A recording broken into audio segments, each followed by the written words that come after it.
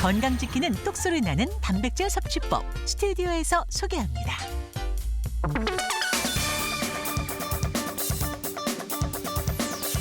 네, 안녕하세요. 43년의 힘 무엇이든 물어보세요입니다. 자, 오늘 주제는 단백질인데요.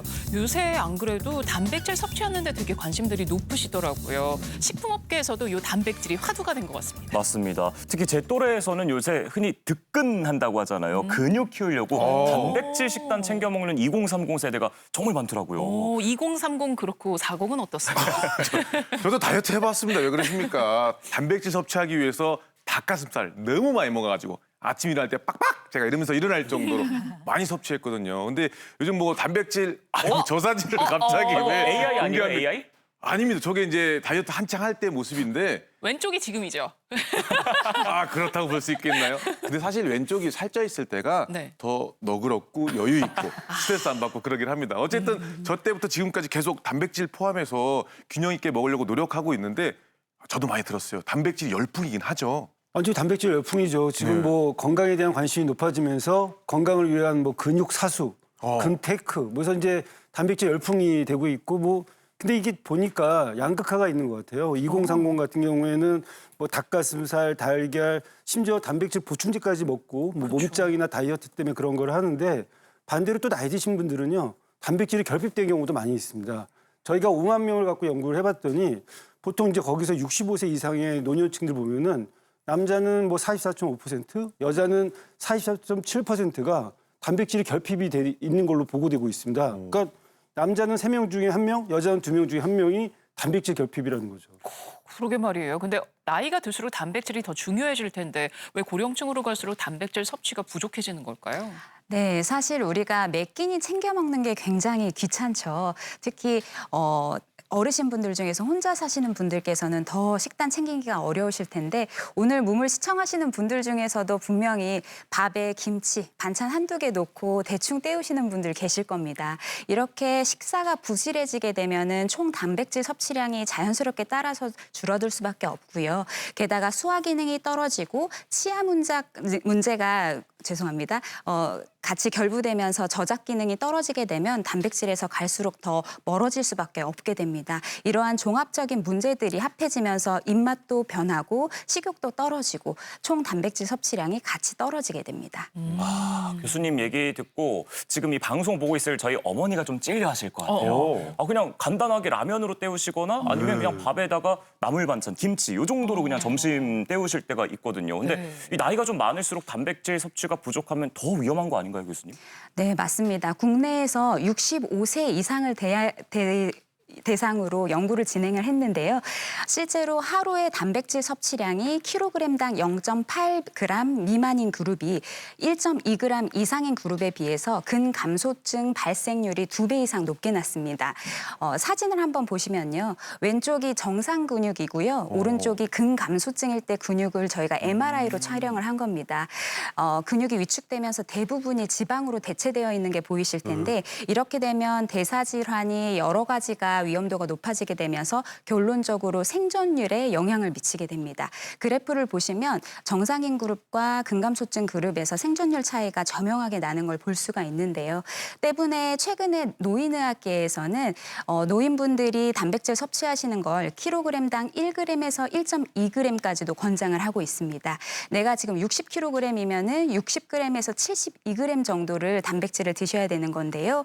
이걸 한꺼번에 드시려고 하기보다는 매 끼니마다 나누어서 끼니당 한 25g에서 30g 그 정도면은 우리가 알고 있는 닭가슴살 덩어리 한 덩이에서 한 덩이 반 정도 되거든요. 그거를 규칙적으로 드시는 게 굉장히 효율적일 수가 있습니다. 어제에 이어서 오늘도 근감소증 얘기가 나오네요. 그러니까요. 이게 참 그만큼 흔하다는 거겠죠.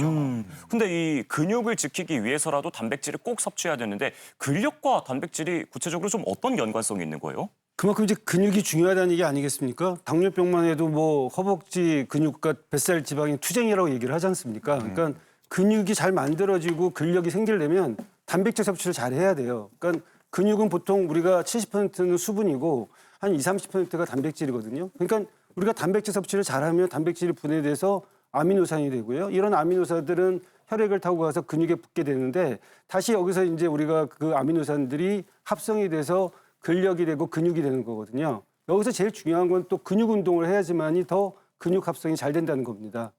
그렇군요. 아, 정말 나이가 들수록 단백질이 얼마나 중요한지 지금 잠깐 설명을 들어도 확 와닿는데요. 근데 정작 우리가 단백질에 대해서 제대로 알지 못하거나 잘못 알고 있는 것들도 많더라고요. 그래서 준비했습니다. 자, 단백질에 대한 오해와 진실 첫 번째입니다. 건강을 위해서는 식물성 단백질이 더 좋다. 어떻게 생각하세요, 재롱 씨? 학창 시절 그대로 잘 찍으면 되겠죠? 그렇죠, 그렇죠. 왜냐면 근데 듣기에도 OX인데. 고기보다는 식물성 단백질이 초록초록 파릇파릇한 게 뭔가 더 좋지 않을까 이런 느낌인데요. 네, 어때요? 그런데 정답은 X입니다.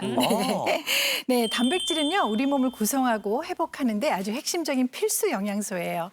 우리 몸의 근육을 만들어주고 면역 세포, 호르몬, 효소 등을 만드는 구성 영양소로 이야기하고 있는데요. 단백질은 약 20종의 아미노산으로 구성되어 있습니다. 이 중에서 대부분은 체내에서 합성이 되는데 체내에서 합성되지 않는 우리 필수 아미노산이라고 이야기해요. 식품으로 꼭 섭취해야 되는 필수 아미노산은 9종이 있습니다. 지금 보여드릴 텐데요. 이 9종의 필수 아미노산은 우리가 식품으로 꼭 섭취를 해야 되는데요. 이 9종의 필수 아미노산이 골고루 들어있는 경우를 우리는 완전 단백질이라고 이야기해요. 그리고 이 중에 한두 가지가 부족한 경우를 우리가 불완전 단백질이라고 얘기하는데요. 네. 완전 단백질의 예는 다들 잘 아시는 단백질 점수를 매기는 단백과 백인 달걀이 있고요. 그리고 우유, 생선, 육류 대부분 동물성 단백질입니다. 그리고 필수 아미노산이 한두 가지가 부족한 불완전 단백질은 다들 잘 아시는 콩, 곡류, 견과류예요. 그런데 많은 분들이 우리 식물성 단백질만 먹으면 지금 말씀하시는 것처럼 건강하다. 혹은 다른 분들은 동물성 단백질만 먹어야 된다. 이렇게 얘기하시는데요. 사실 이 두 가지는 다 틀립니다. 네, 단백질은 이렇게 식물성, 동물성 편을 가르는 것이 아니라요. 식물성, 동물성을 적절하게 균형 있게 골고루 드시는 것이 최고의 좋은 섭취법입니다. 여러 가지 단백질 종류 중에서 균형 잡힌 단백질을 섭취해야 된다. 꼭 네. 기억하겠습니다. 자, 단백질에 대한 오해와 진실 두 번째입니다. 자, 단백질을 많이 먹을수록 근육량이 증가한다? 이거는 맞지 맞는 얘기 아닌가요? 운동할 때 저희 단백질 엄청 챙겨 먹죠. 먹잖아요. 네. 이거는 그러게요. 누가 봐도 O 아닌가요? 오늘 정답이 X가 많아요. 사실 우리가 이제 그렇게 생각할 수 있죠. 근데 요즘 보면 다른 분들 뭐 보디빌더나 운동선수가 아닌데도 일반인들도 심지어는 뭐 닭가슴살 뭐 심지어는 단백질 보충제까지 드시는 분들이 많은데 사실 이렇게 많이 먹는다고 해서 이게 다 이 단백질이 근육이 되는 건 아니에요. 그러니까 단백질은 다른 어떤 탄수화물이나 지방과 틀리게 이게 저장이 안 되거든요. 그래서 많이 먹는다고 해서 이게 아미노산이 돼서 아미노산이 혈액을 타고 근육으로 가서 근육을 만드는 게 아니고 결국은 이제 이런 것들은 결국 저장되지 않고 이제 배설되기 때문에 많이 먹는다고 좋은 건 아니고요. 지금 이제 그 NIH라고 있지 않습니까? 미국 국립보건원에서 얘기하기로는 하루에 뭐 30g 이상의 단백질을 더 섭취한다고 해도 추가적으로 근육 단백질 합성에 추가적 효과가 미비하다. 이렇게 지금 발표하고 있습니다. 네. 굳이 뭐 막 무조건 많이 먹으려고 하기보다는 양질의 단백질을 정확한 양을 제대로 챙겨 먹는 게 좋겠습니다. 자, 단백질에 대한 오해와 진실 마지막입니다. 단백질은 살찌지 않는다. 그럼 진짜 좋을 텐데 어떨까요? 아유, 이건 좀 아니라고 봅니다. 뭐든지 우리나라는 적당한 걸 좋아하잖아요. 과하는 건 아닙니다. 코끼리도 풀만 먹는데 이따만 하지 않습니까? 그런 말에 딱 봤을 때는 이건 것 같습니다.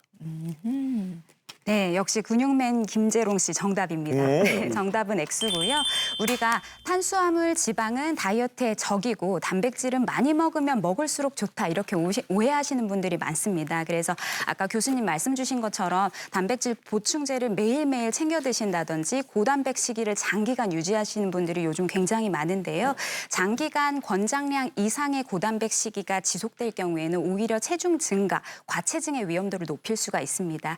실제로 유럽에서 37만여 명을 대상으로 해서 5년 동안 코호트 분석을 했고요. 권장량 이상의 고단백 식이가 장기간 지속될 경우에는 과체중 그리고 체중 증가의 위험도가 유의미하게 높아졌습니다. 그렇군요. 단백질 섭취는 균형에 맞게 또 골고루 적당히 먹는 게 참 중요하다 싶습니다. 자, 어떻게 먹으면 좋을지, 단백질 얼마나 먹으면 좋을지에 대해서 이야기를 쭉 해봤으니까 그래서 과연 뭘 먹을지도 좀 얘기 나눠봐야죠.